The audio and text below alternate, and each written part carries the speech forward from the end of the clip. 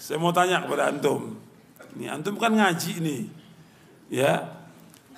Orang Syiah mengatakan bahwa Al-Quran sudah ada pemalsuan dan tidak terpelihara lagi. Perkataan mereka ini menentang Al-Quran, menentang ayat yang mana? Menentang tentang terpeliharanya Al-Quran. Allah berfirman apa? Inna nahnu nazzalna dzikra wa inna lahu lahafizun, dalam surah Al-Hijr ayat 9. Sesungguhnya kami yang menurunkan Al-Quran, kami yang memeliharanya. Berarti Al-Quran terpelihara tidak? Terpelihara. Nggak ada yang berubah satu huruf pun juga, tidak ada. Terpelihara Al-Quran. Ketika dia mengatakan Al-Quran itu sudah tidak terpelihara, berarti dia menentang Al-Quran.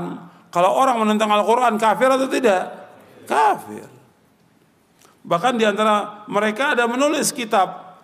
Seperti antum lihat di halaman 91, An-Nuri At-Tibrisi dalam kitabnya Faslul Khitab fi Itsbati Tahrifi Kitab Rabbil Arbab. Jadi An-Nuri itu telah menyebutkan dalam kitabnya khusus Faslul Khitab. Jadi penjelasan tentang penetapan sudah berubahnya kitab Al-Quran ini. Dia mengatakan sudah berubah. Bahkan orang-orang Syiah mengatakan bahwa menurut versi Syiah Al-Quran terdapat 114 surat kata mereka, tapi 29 ayat menyimpang. Ada yang mengatakan 112 surat. Dikurangi surat Muawiyadatain. Ada terdapat 115 surat, ditambah surat Al-Wilayah. Dan masih banyak lagi. Mereka mengatakan mushaf yang mereka punya mushaf Fatimah. Dari segini ini aja udah kafir mereka dari Al-Quran. Belum lagi yang lainnya kalau kita lihat.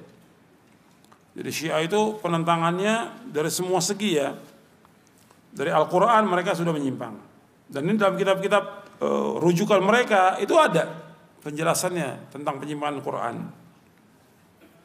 Kemudian juga i'tiqad mereka tentang sunnah, mereka nggak mau terima sunnah kecuali yang datang dari imam mereka. Jadi kalau sunnah mereka kitabnya rujukannya bukan Bukhari, Muslim, Abu Dawud, Tirmidzi, bukan. Rujukan mereka kitabnya Al-Kafi, Al-Istibsar, Malihadirul Faqih, At-Tahdzib dan yang lainnya. Mereka nggak pakai itu. Mereka pakai kitab Sahih Bukhari atau Muslim kalau mereka berhujah untuk menundukkan Ahlus Sunnah. Mereka pakai itu. Tapi selain itu mereka nggak pakai. Mereka nggak pakai tentang keadaan para sahabat yang disebutkan di Sahih Bukhari dan yang lainnya, nggak pakai mereka. Jadi mereka nggak, dari sunnah mereka sudah mengingkari sunnah-sunnah Nabi SAW. Mereka pegang kepada akwal siapa? Perkataan para imamnya mereka. Kemudian juga keyakinan mereka tentang imamah. Ini imamah menurut mereka sebagai rukun iman bagi mereka. Imamah itu bagi mereka termasuk rukun iman. Kalau kita rukun imannya ada 6, rukun iman kita ada 6. Benar nggak nih? Rukun iman kita ada 6. Jangan bengong ngaji bengong. Betul, rukun iman kita ada 6. Coba sebutin. Iman kepada Allah, malaikat, kitab-kitab, rasul-rasul, iman kepada yaumul akhir, iman kepada takdir baik dan buruk. Kalau Syiah, mereka rukun imannya kepada tauhid, kepada nubuwah, kepada imamah, kepada keadilan dan kepada ma'ad.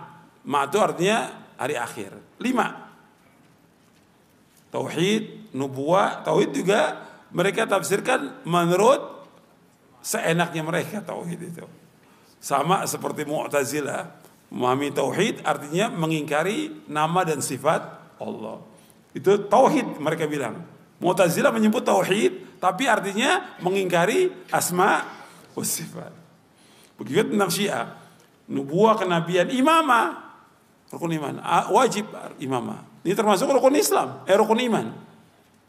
Imamah. Kemudian juga kalau rukun Islam, mereka ada istilahnya al-wilayah. Wilayah itu wilayahnya imam. Loyalitas kepada imam. Ini juga udah kufur yang seperti ini. Mengingkari rukun Islam, mengingkari rukun iman. Kemudian juga mereka mempunyai keyakinan kepada imam. Imam itu maksum. Imam maksum. Kalau menurut Ahlussunnah yang maksum siapa? Para nabi dan para rasul alaihi wassalam. Imam enggak maksum, tapi kalau bagi mereka imam itu maksum, enggak pernah salah bagi mereka. Ini udah sesat ini. Pemahaman seperti ini. Jadi mereka imam itu bisa bebas melakukan apa saja. Sama seperti Tarekat Sufiyah mengatakan wali-wali itu maksum, sama. Jadi kesamaan, kalau kita lihat kesamaan Syiah itu sama dengan Tarekat, sama dengan yang lainnya sama. Makanya kalau kita lihat kubur-kubur yang disembah di muka bumi ini, pertama kali yang membuat kubur disembah itu Syiah pertama kali. Mengikuti siapa? Mengikuti Yahudi dan Nasrani. Baru setelah itu diikuti oleh apa? Tarekat Sufiyah.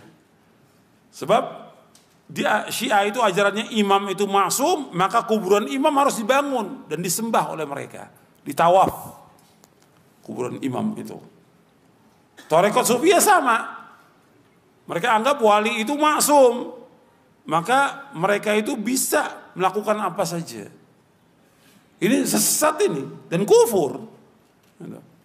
Bahkan di antara mereka mengatakan bahwa imam itu punya kedudukan lebih tinggi daripada para nabi dan rasul. Seperti keyakinan Syiah Itsna Asyariyah yang ada ini. Imamiyah seperti Khomeini. Khomeini mengatakan inna min daruriyati madhabina anna li'aimati maqaman la yablughu malakun muqarrabun wa nabiyyun mursal. Sesungguhnya di antara yang paling penting dalam mazhab kami, mazhab Syiah, bahwa imam itu punya kedudukan yang tinggi. Dia lebih tinggi daripada malaikat yang dekat dengan Allah dan lebih tinggi daripada rasul yang diutus. Kalau sudah begini kufur tidak? Kufur. Itu ada di bukunya Khomeini. Makanya disebutkan oleh para ulama, limadza kaffara al-ulama al-Khomeini. Kenapa para ulama mengkafirkan Khomeini? Ini tokoh yang sesat dan menyesatkan. Kemudian juga mereka punya akidah bada. Bada itu artinya ada yang Allah tahu, ada yang Allah tidak tahu, tapi imam tahu. Bayangkan itu bada. Ini kufur sudah. Ini keyakinannya mereka, orang-orang Syiah. Bahkan lebih parah lagi, mereka katakan Husain itu, kan mereka pakai 12 imam. Dari mulai Ali, kemudian Hasan, Husain, dan anaknya terus 12 imam. Itu mereka katakan yang mereka paling ini kepada Husain. Bagi mereka itu Husain segala-galanya bagi mereka. Maka keturunan itu dari Husain, Hasan gak ada keturunannya. Kata mereka yang punya keturunan itu Husain, yang mulia itu Husain, Hasan tidak. Karena apa? Karena Hasan menyerahkan kekuasaan kepada siapa? Kepada Muawiyah. Pada tahun 40 Hijriah yang dikatakan Amul Jamaah. Karena Nabi sudah sebutkan waktu Hasan Husain masih kecil, Nabi sudah sebutkan. Kata Nabi bahwa inna ibni hadha sayuslihu fi'ataini 'azimataini minal muslimin. Bahwa anakku ini, maksudnya cucuku ini akan mendamaikan dua kelompok yang besar nanti. Dibuktikan dengan Hasan mendamaikan, menyerahkan kekuasaannya kepada Muawiyah untuk menghentikan pertumpahan darah. Dan itu dipuji oleh Nabi SAW. Waktu itu Hasan masih kecil. Dan terbukti pada tahun ke-40 Hijriah yang dikatakan Amul Jamaah. Maka orang Syiah nggak senang dengan Hasan. Meskipun masuk sebagai imam, anak turunnya nggak boleh. Yang boleh dari mana? anak turunnya Husain aja. Jadi kalau bilang mereka ini senang kepada Ahlul Bait, menghormati Ahlul Bait, ini dusta, kadzab mereka. Makanya kata Imam Syafi'i dan juga kata Syekhul Islam, orang yang paling dusta di muka bumi ini orang Syiah. Maka jangan percaya pada orang Syiah selama-lamanya sudah. Karena mereka punya ajaran apa? Taqiyah.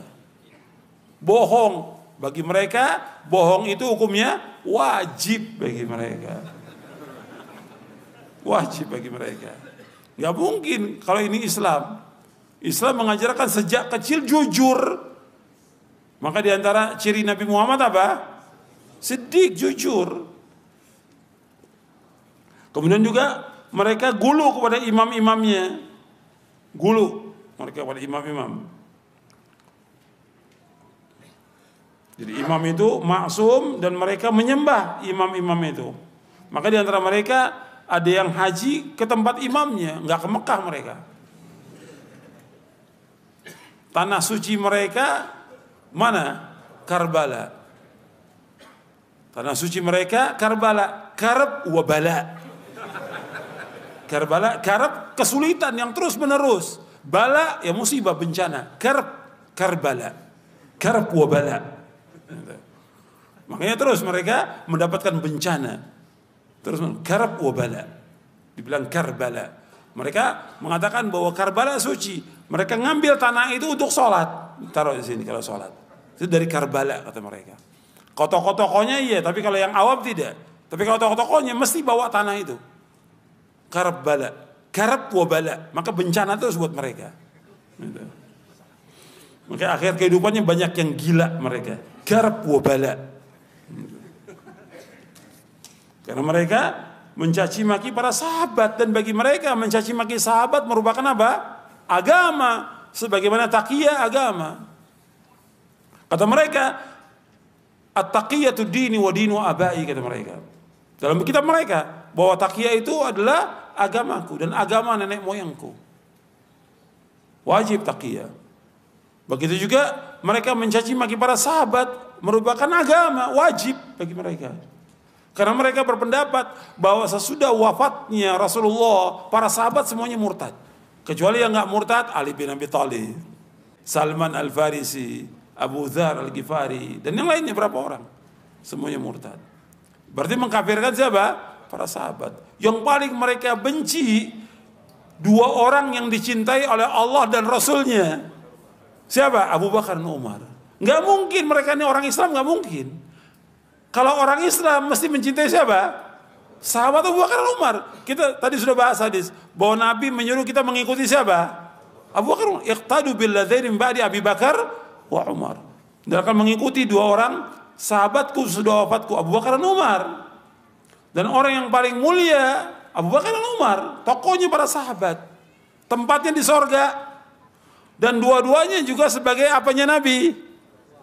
Sebagai sahabat dan juga apa? Mertuanya Nabi. Mertuanya Nabi, sangat dekat hubungan yang luar biasa. Tapi itu jadikan agama mencaci maki sahabat Abu Bakar dan Umar. Dicaci maki oleh mereka. Dalam sholatnya caci maki, dalam majelisnya mereka caci maki Abu Bakar, Umar.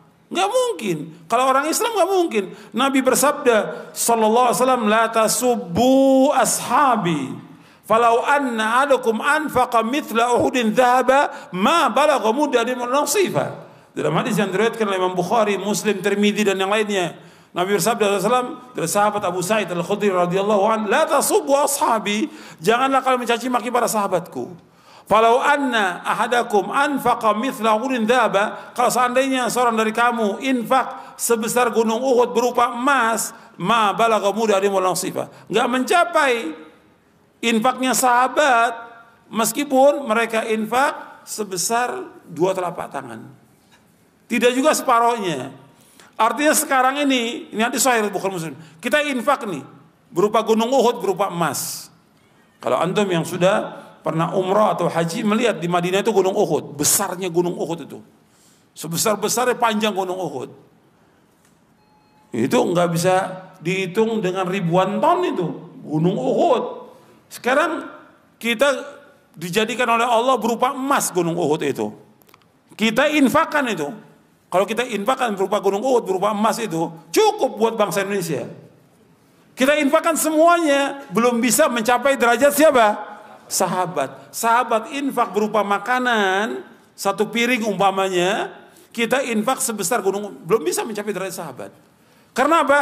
Karena imannya mereka, karena ikhlasnya mereka, karena jihadnya mereka, karena jujurnya mereka, karena takutnya mereka kepada Allah, dan yang lainnya.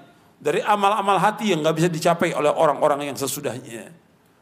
Sahabat ini generasi yang gak pernah ada di zaman sebelum Nabi Muhammad SAW. Dan tidak pernah ada lagi sepanjang masa tentang mereka. Sebaik-baik manusia di muka bumi ini. Yang semuanya Allah sebutkan dalam Al-Quran. Wa kullan wa'adallahu husna. Semua para sahabat kami jamin mereka dengan sorga. Semuanya. Gak boleh mencaci maki sahabat.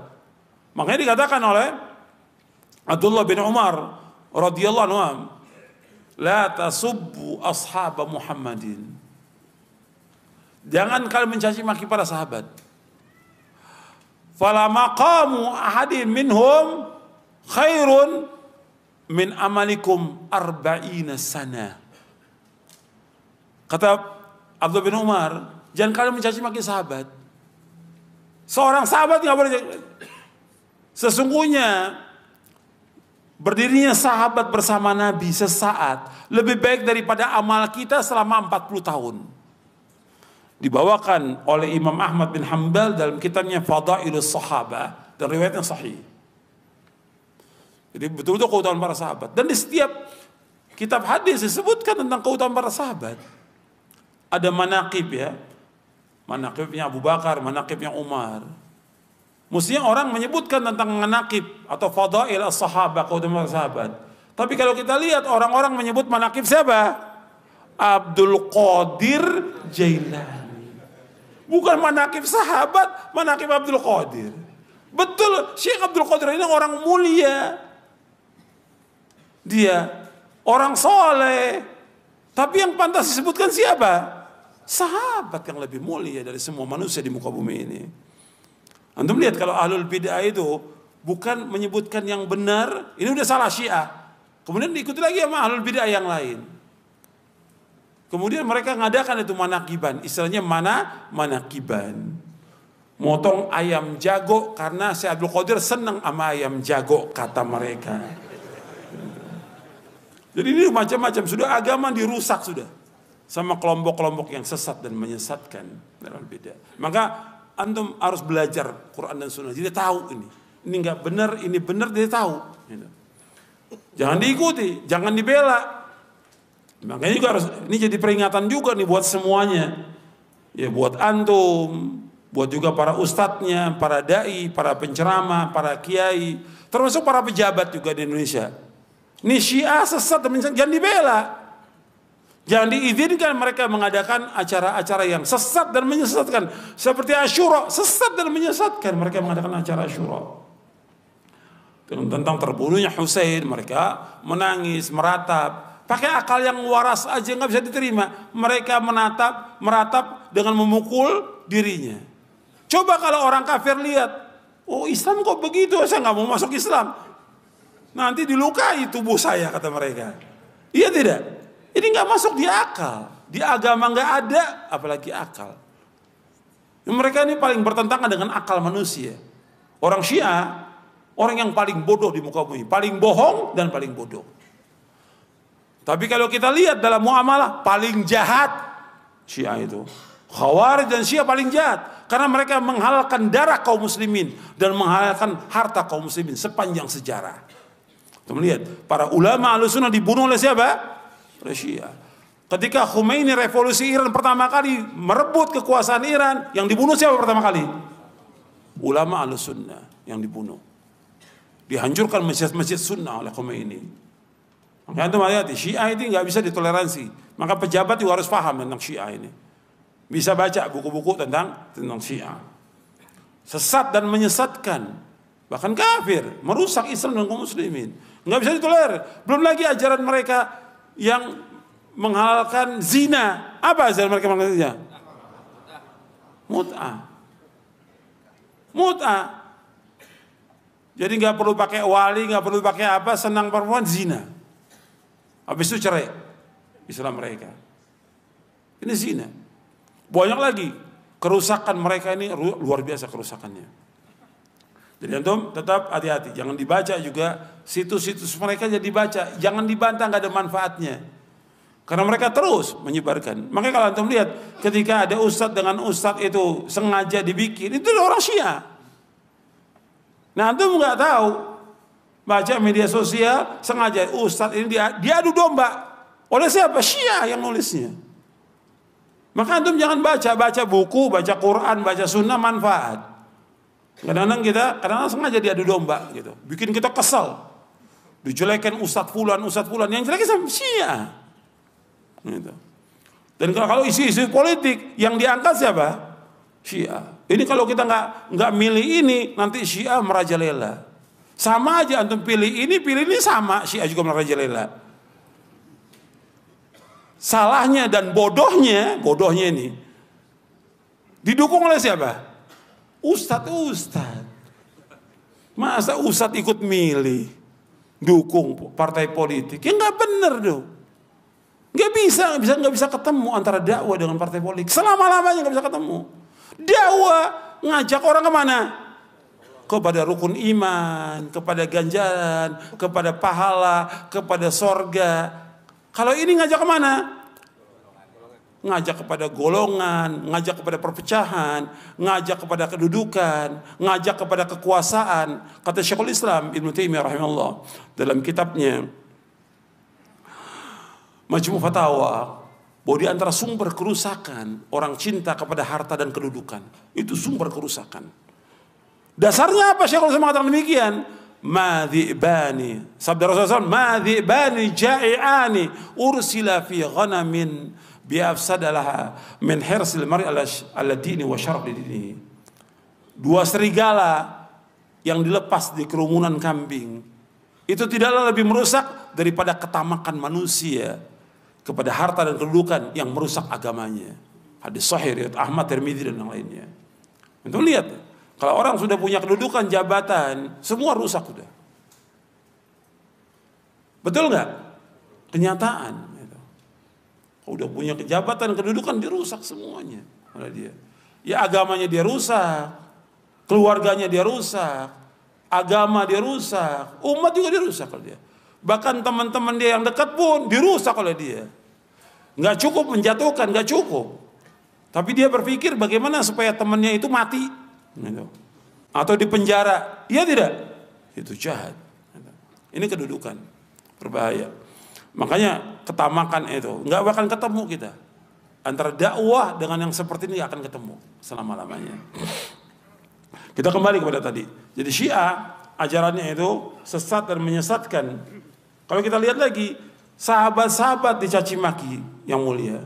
Abu Bakar dan Umar dicaci maki oleh mereka. Kemudian anaknya, siapa anaknya Abu Bakar? Istrinya Nabi siapa? Aisyah. Anaknya Umar, istrinya Nabi siapa? Hafsah. Dua-duanya juga dicaci maki.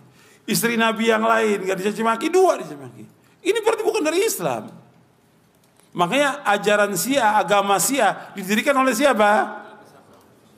Oleh Yahudi. Abdullah bin Saba al-Yahudi la'natullah alaih. Dibuat oleh seorang Yahudi, Abdullah bin Saba la'natullah alaih. Karena dijelaskan dalam hadis yang hasan, Nabi bersabda, man sabba ashabi fa'alaihi la'natullah wal malaika wan nas ajma'in. Barang siapa mencaci maki para sahabatku, dia mendapatkan laknat dari Allah, malaikat dan seluruh manusia. Barang siapa mencaci maki sahabatku, dia mendapatkan laknat dari Allah, malaikat dan manusia. Enggak mungkin orang yang waras atau orang yang punya iman dalam hatinya itu mencaci maki sahabat, enggak mungkin. Kalau dia mencaci sahabat, berarti dia orang apa? Orang munafik, orang zindik. Makanya orang-orang Syiah itu mereka adalah orang-orang zindik. Bahkan mereka juga punya keyakinan tentang roja'ah. Apa roja'ah itu? reinkarnasi. Jadi nanti Nabi akan dibangkitkan dari kuburnya sebelum hari kiamat. Hasan, Hussein, Ali dibangkitkan untuk apa? Untuk menyiksa Abu Bakar, Umar dan lainnya. Bayangkan reinkarnasi. Ini udah sesat, kufur ajaran mereka ini. Dan akal juga di Quran, kalau orang sudah meninggal bisa balik ya ke dunia? Nggak bisa. Quran mengatakan min waraihim barzakhun ila yaumi yub'atsun. Di belakang mereka ada barzah sampai hari dibangkitkan. Udah nggak bisa lagi. Jadi barzakh.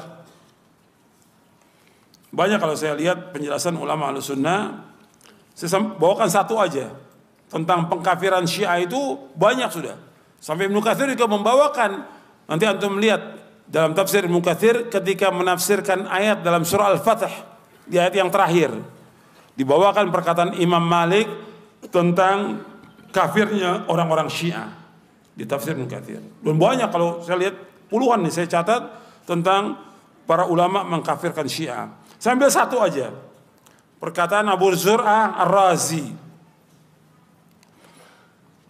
Abu Zur'ah Ar-Razi termasuk imam dari imam-imam ahli hadis, termasuk pembesarnya imam ahli hadis Abu Zur'ah Ar-Razi yang wafat tahun 264 Hijriah.